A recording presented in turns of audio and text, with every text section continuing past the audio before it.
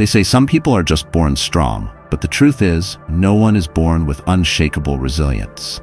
It's not a gift, it's a process. The calm you see in the face of chaos, the strength behind quiet endurance, the courage to rise after falling, these aren't traits we inherit, they're muscles we build. Through pain, through discipline, through every setback we choose to face instead of flee, we become resilient. It's not about what life gives you, but how many times you stand up when it tries to knock you down. Resilience is not something we stumble upon. It is something we craft, day by day, choice by choice, often in silence and solitude. It begins quietly, in the heart of discomfort, when we're faced with a situation that challenges everything we thought we could handle. The first instinct is often to run, to complain, to collapse under the weight of disappointment. But those who rise, those who push forward despite the storm, begin to understand that hardship is not the enemy, it is the teacher. The Stoics believed that adversity reveals the self to the self. When life hits, it strips away the illusion of control and forces us to look inward. Do we panic, or do we pause? Do we crumble, or do we adapt? With every failure, every rejection, every painful loss, we are given the raw material to build something stronger within. Not all will use it, but those who do begin to form an unshakable core. They no longer depend on favorable conditions to stay balanced. They develop the ability to stand tall in unfavorable ones.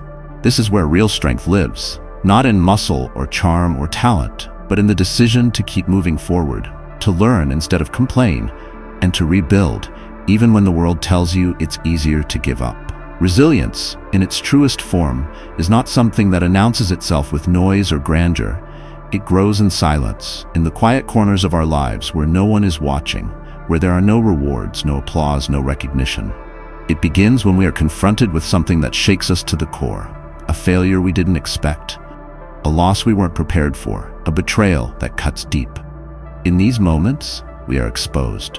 All illusions of control, strength, and certainty dissolve. It is here, in this raw and painful space, that resilience takes root, not as a dramatic transformation, but as a simple, almost invisible choice to keep going. Most people assume resilience is about toughness, about never feeling pain or doubt. But the truth is far more subtle and far more powerful. Resilience is about feeling everything, fear, despair, frustration, and still choosing to move forward, to face the day, to take that next step. It's about showing up, not because you feel ready, but because you've made a quiet promise to yourself that giving up is no longer an option. The Stoics understood this deeply.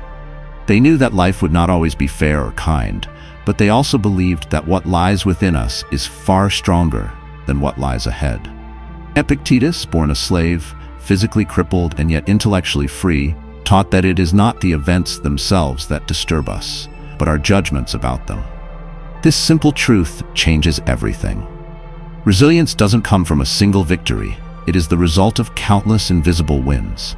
The times you got out of bed when you didn't want to, the moments you were kind to others despite your own pain, the decisions to forgive, to try again, to stay true to your values even when the world gave you every reason not to. It is a lifelong practice, a quiet defiance, a deep inner strength that says, no matter what happens, I will not be broken. This is not born in a moment, it's built over a lifetime. Building resilience is much like training the body. It requires repetition, discipline, and a deep tolerance for discomfort. But unlike physical strength, which is visible and praised, emotional and mental resilience often goes unnoticed, even by the one developing it.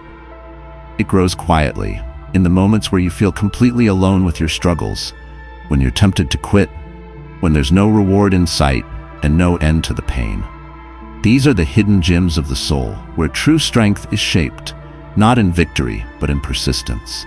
The Stoics believed that suffering is not merely something to endure, but something to use. Seneca wrote that difficulties strengthen the mind, as labor does the body. What he meant was this: when life challenges you, it's not punishing you, it's preparing you. Every hardship you face is another chance to sharpen your focus, increase your tolerance, and detach your sense of peace from things you cannot control. This is the heart of Stoic resilience, understanding that your power lies not in changing your circumstances, but in mastering your response to them. You stop asking, "Why me?" and begin to ask, what can I learn from this?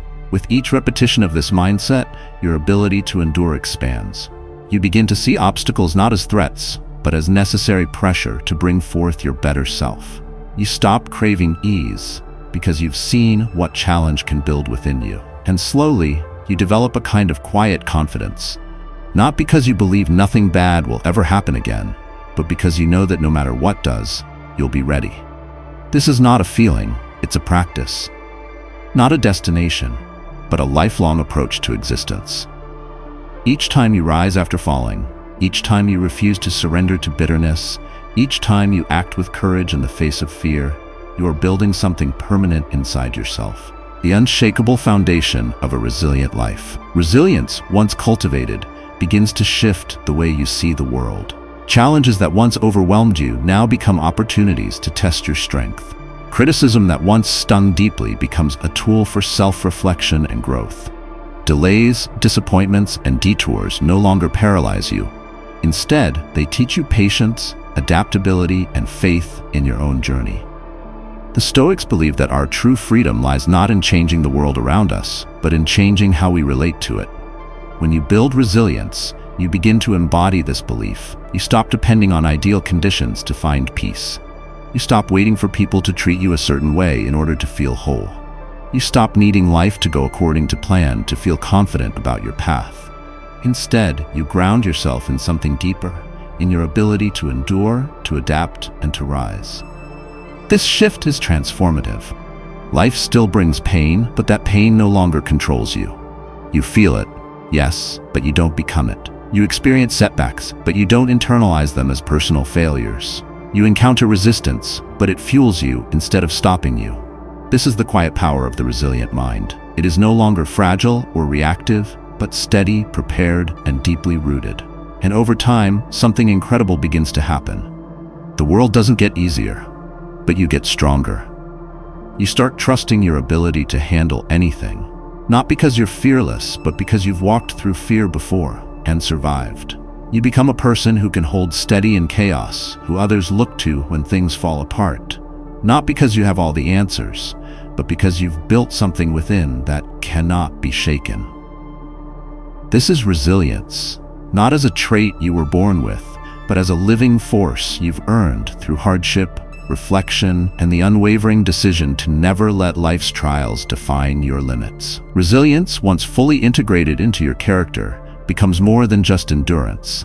It becomes a way of living, a quiet philosophy that guides your every step. You no longer view life through the lens of easy or hard, fair or unfair. Instead, you see life as a series of moments asking for your response, and you respond not with panic, but with purpose. The resilient person does not chase perfection or comfort.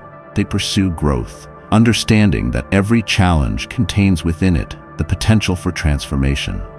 This doesn't mean you become immune to pain or immune to failure. It means you stop being ruled by them.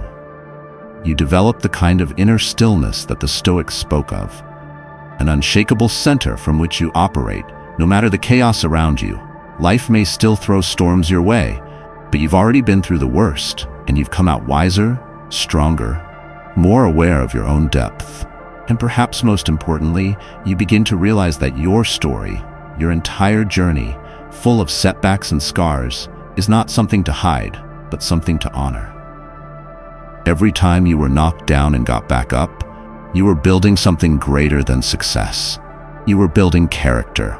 You were building the kind of strength that can't be taught in books or measured by achievements. It is the strength that inspires others silently, by the way you carry yourself, by the calm in your voice, by the way you keep going when most would quit. In this way, resilience becomes your legacy, not just a shield you use to survive life, but a light you carry that helps others find their way through it. And when you look back, you won't admire the times when things went perfectly. You'll admire the moments when you stood tall in the storm and kept walking forward, because that is how resilience is built. Not once, but again and again until it becomes who you are.